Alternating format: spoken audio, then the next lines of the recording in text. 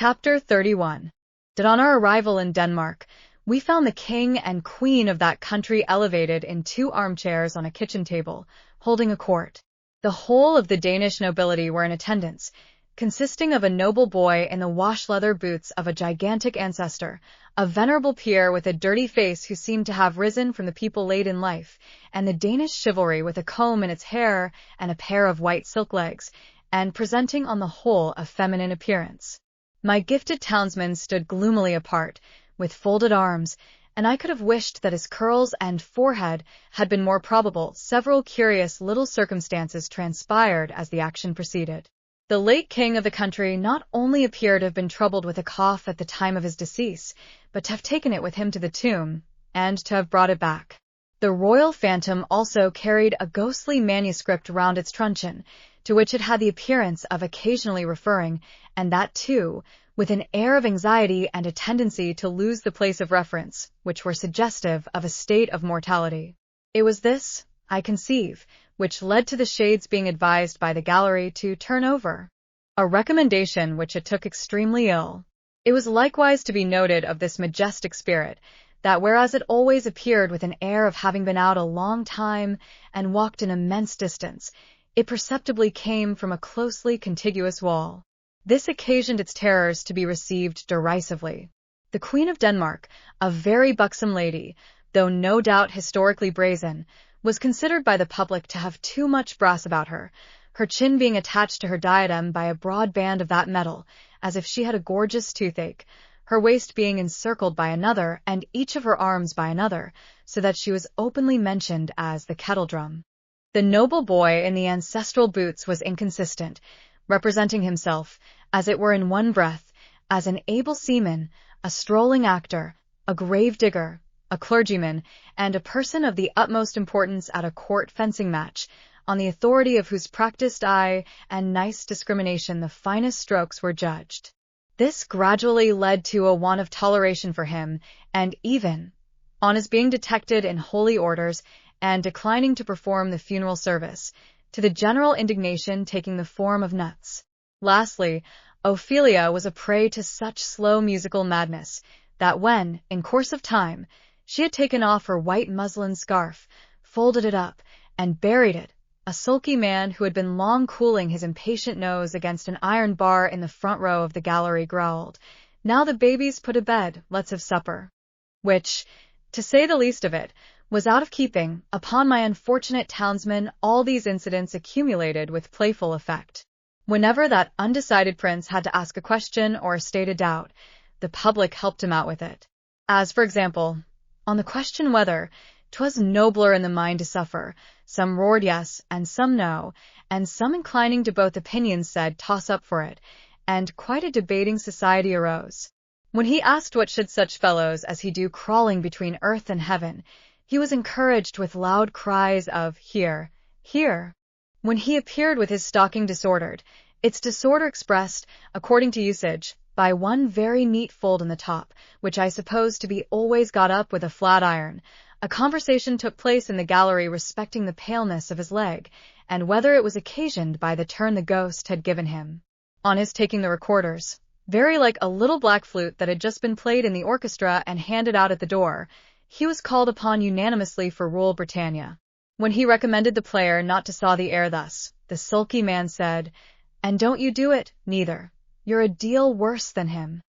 And I grieve to add that peals of laughter greeted Mr. Wopsle on every one of these occasions, but his greatest trials were in the churchyard, which had the appearance of a primeval forest, with a kind of small ecclesiastical wash-house on one side, and a turnpike gate on the other. Mr. Wopsle, in a comprehensive black cloak, being descried entering at the turnpike, the grave-digger was admonished in a friendly way, "Look out. Here's the undertaker coming, to see how you're getting on with your work."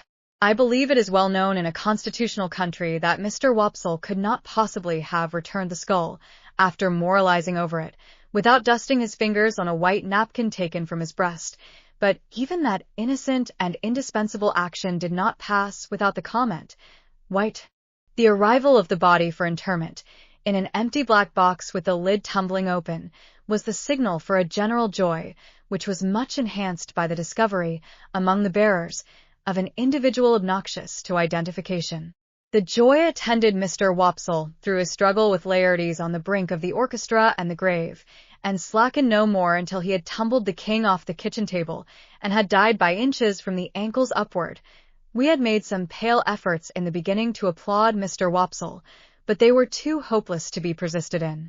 Therefore we had sat, feeling keenly for him, but laughing, nevertheless, from ear to ear.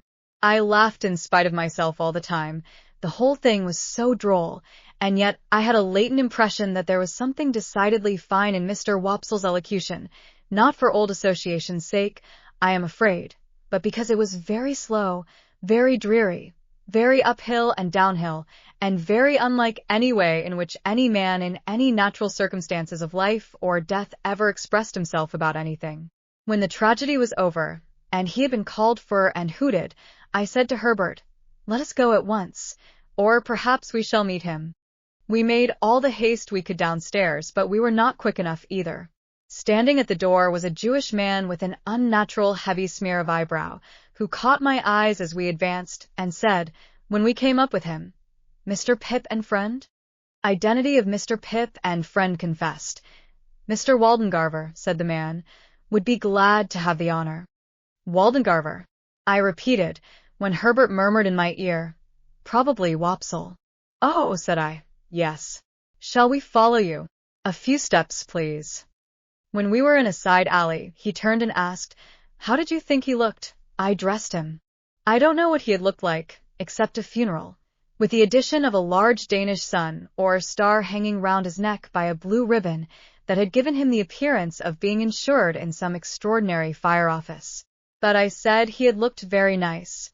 "When he come to the grave," said our conductor, "he showed his cloak beautiful. But, judging from the wing, it looked to me that when he see the ghost in the Queen's apartment, he might have made more of his stockings." I modestly assented, and we all fell through a little dirty swing door into a sort of hot packing case immediately behind it. Here Mr. Wopsle was divesting himself of his Danish garments, and here there was just room for us to look at him over one another's shoulders by keeping the packing case door or lid wide open. "Gentlemen," said Mr. Wopsle, "I am proud to see you. I hope, Mr. Pip, you will excuse my sending round. I had the happiness to know you in former times, and the drama has ever had a claim which has ever been acknowledged on the noble and the affluent." Meanwhile, Mr. Waldengarver, in a frightful perspiration, was trying to get himself out of his princely sables. "Skin the stockings off, Mr. Waldengarver," said the owner of that property, "or you'll bust M. Bust M, and you'll bust 35 shillings. Shakespeare never was complimented with a finer pair. Keep quiet in your chair now, and leave M to me."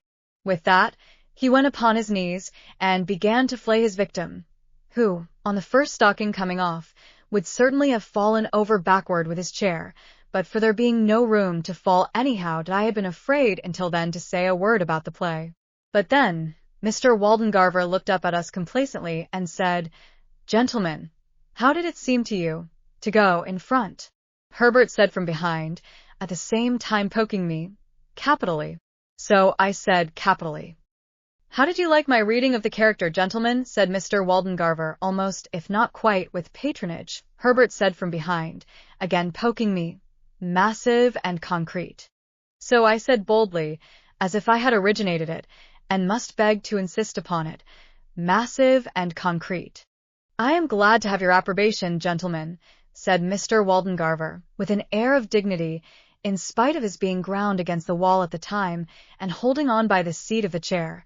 "But I'll tell you one thing, Mr. Waldengarver," said the man who was on his knees, "in which you're out in your reading. Now mind, I don't care who says contrary, I tell you so. You're out in your reading of Hamlet when you get your legs in profile." The last Hamlet, as I dressed, made the same mistakes in his reading at rehearsal, till I got him to put a large red wafer on each of his shins, and then at that rehearsal, which was the last, I went in front, sir, to the back of the pit, and whenever his reading brought him into profile, I called out, "I don't see no wafers." And at night his reading was lovely. Mr.